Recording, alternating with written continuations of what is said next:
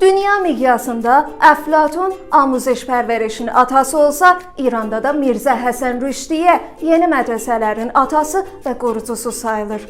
Əflatun deyir, o bilim və elm için zorla öğrencinin, danışanımızın beyninə girir, keçicidir və yaddan çıxar.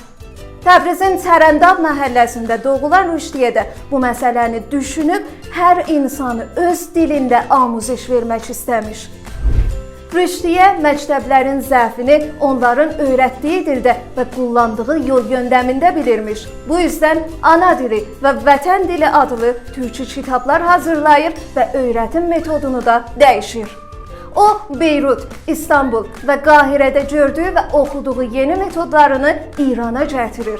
İranın ilk modern mədrəsəsini Təbrizdə qurur. Əlbəttə belə rahat da yox.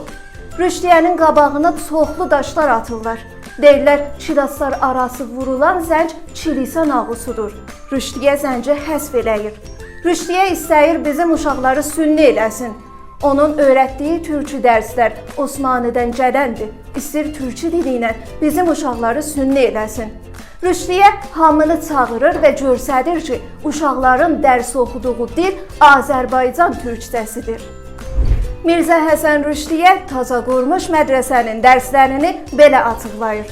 Dərslər: əvvəli türkçü dili 150 saat, qəraət-i türkçü 100 saat, qəraət-i farsi 50 saat, Qurani Məcid və ayat-ı kərimə 50 saat, sərf-i türkçü, şətbi və şəfahi 50 saat, tarixi şəfahi 30 saat, coğrafiyayı şəfahi Təbriz nəqşəsinin üstündə 30 saat.